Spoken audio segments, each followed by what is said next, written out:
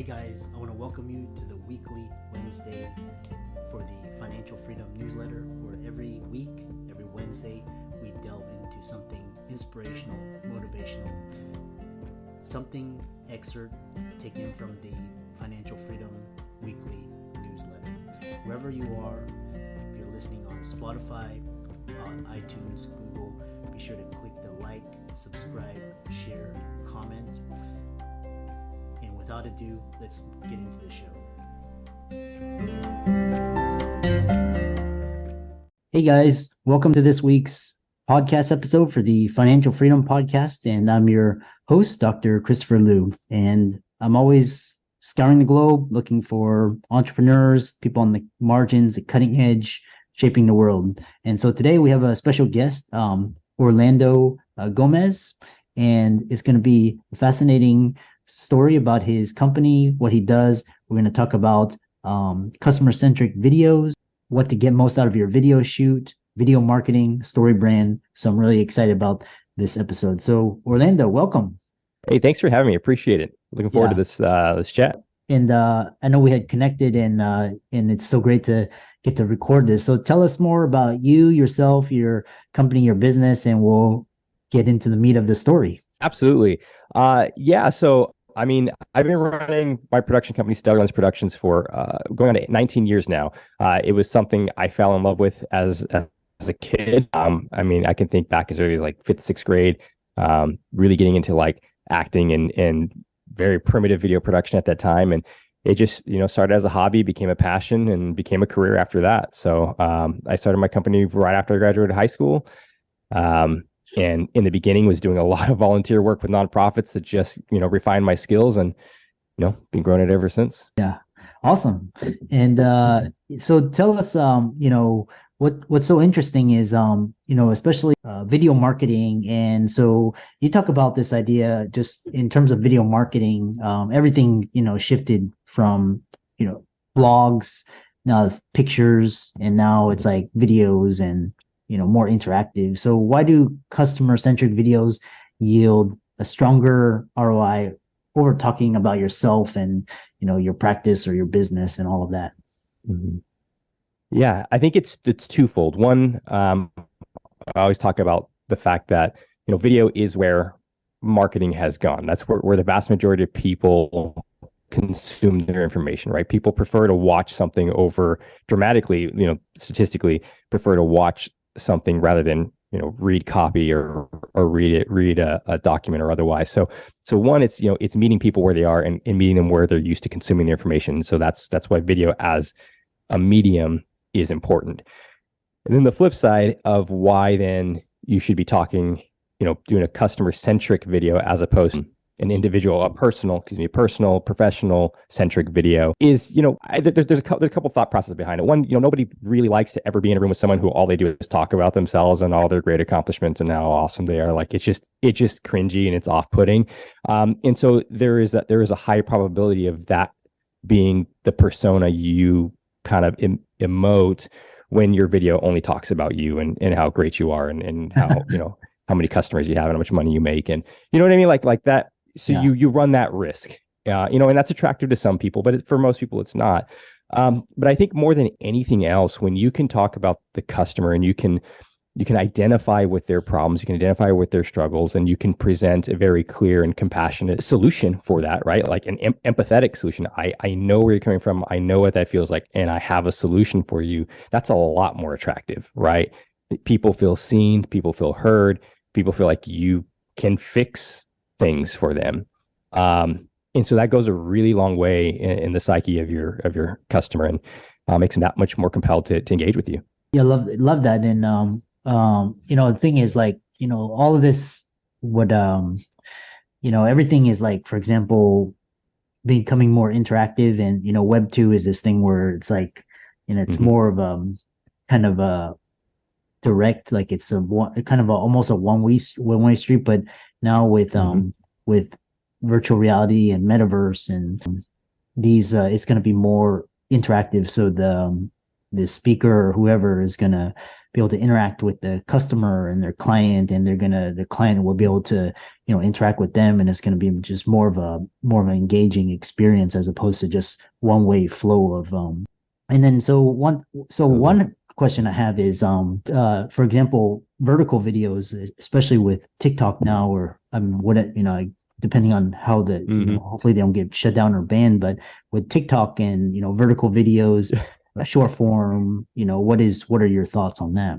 Yeah, so that's really funny. So when vertical video first became a thing, I hated it. I mean, I'm a video guy, and I come from the film world, and video was supposed to be 16 by 9. It's horizontal, not 9 by 16. That's absurd.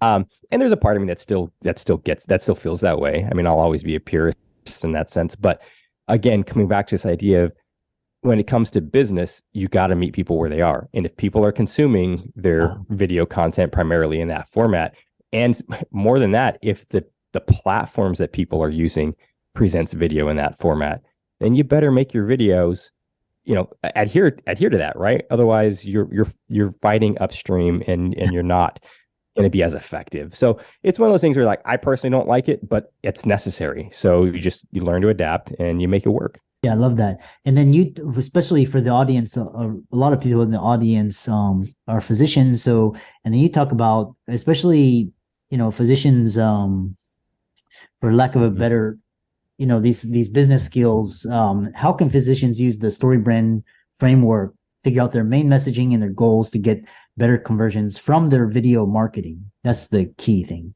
Yeah. So physicians, like any professional service, I think the story brand model really works very well. And kind of to circle back, so people aren't familiar with the story brand framework.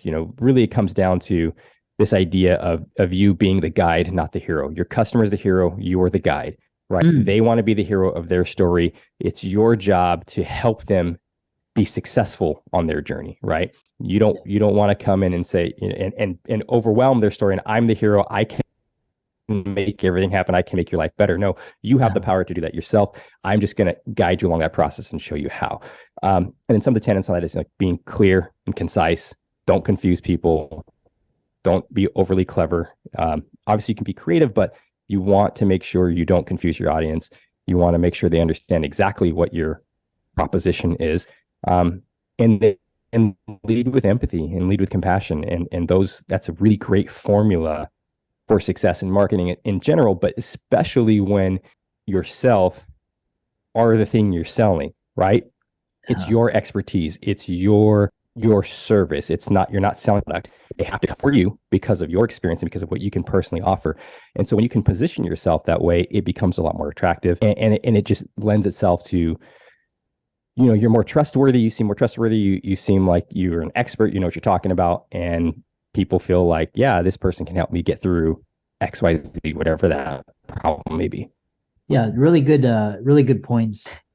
Yeah, so those are all great points. The other thing is the number one reasons physicians don't see results with video marketing. What do you know about, and what to do about it?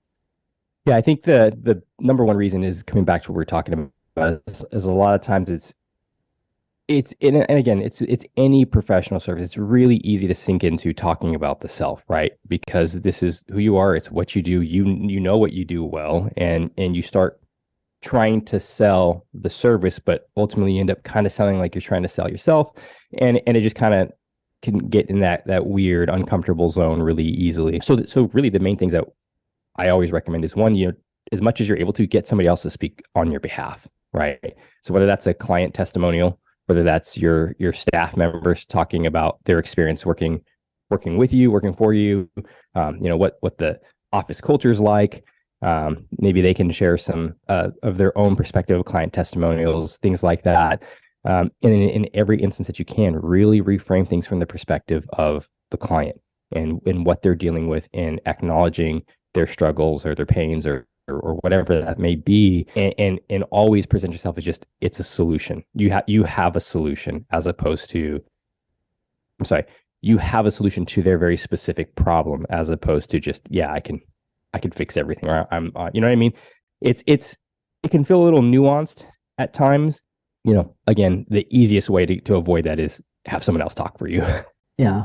Now let's move on to logistics and outcomes. And you talk about properly planning a full day to production. You can come away with very bits of content, multiple platforms from a single day. Absolutely. Yeah. No, we are huge advocates of that. So, I mean, as much as you're able to plan and coordinate ahead of time, and if you can contribute an entire day of production, you can get a lot more bang for your buck, right? So within the video space, a lot of your costs come down to, cost per day, right? So there's a bare minimum of entry of cost just to get out there and get into production. So we want to be able to milk that for as much as we can. So what we tend to try to do is, we pick a Saturday or whatever day is usually slow, or that you can have the office shut down or just not take any appointments that day.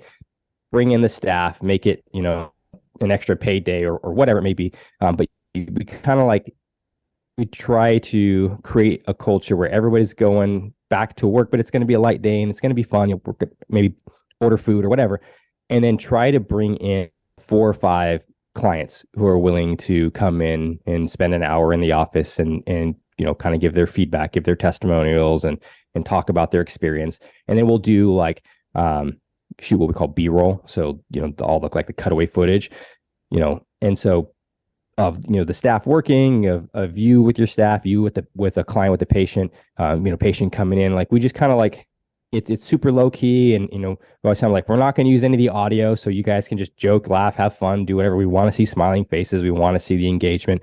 And so what ends up happening is we can then create out, 4, 5, 6 different videos of different types, different lengths. We can cut down videos for 30-second pieces. We'll have the longer full length interviews and testimonials. But you capture so much footage that if you go in there with that game plan, you can walk away with a lot more than just a single video from a single day's shoot. Yeah, great question. And then basically you can reformat different content. And last question I have is how to pick the right format, right platforms for your videos. Should you, local TV, Facebook, social media, where's the biggest bang for your buck?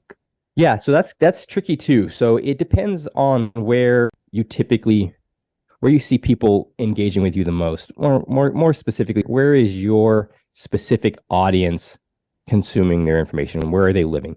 In the past, it was 90% of what I did was broadcast TV. Now it's maybe 10%, right? For one, broadcast is expensive. 2, not everybody's watching TV. A lot of people are streaming. A lot of people are just using YouTube. A lot of people are on social media. So it really depends. So now I always recommend, at the very least, you should be making things for Facebook and Instagram. A vast majority of your audience is going to be there. So at the very least, the content needs to be on those platforms.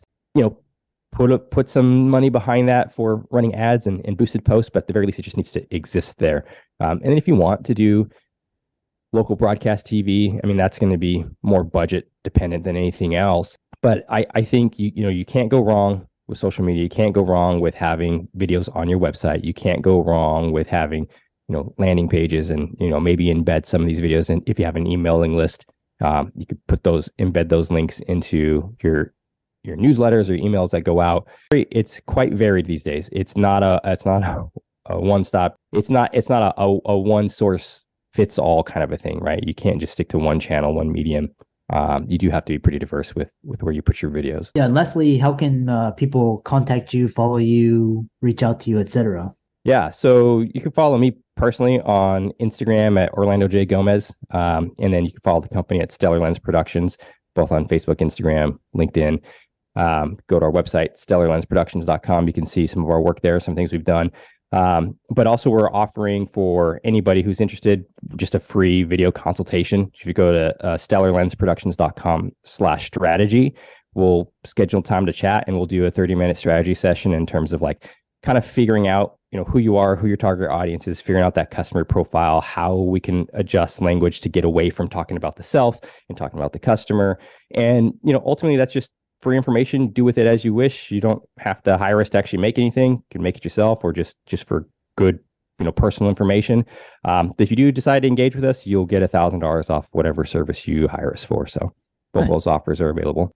Yeah. And for all the audience out there, let's thank Orlando for coming onto the show. I know we had some technical difficulties, and but we got it done. And thank him for his experience and wisdom and expertise. And all of the resources will be in the links and show notes. And with that, thanks so much for coming on to the podcast.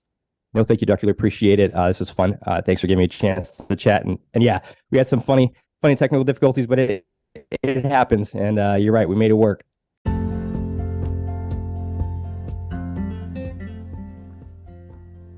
I hope you really enjoyed that wonderful, inspirational, motivational piece.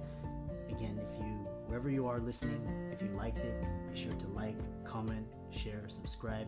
We're on everywhere: Spotify, iTunes, Google, Amazon, Audible. And without much ado, be sure to thank this show's sponsors, and we'll see you next week.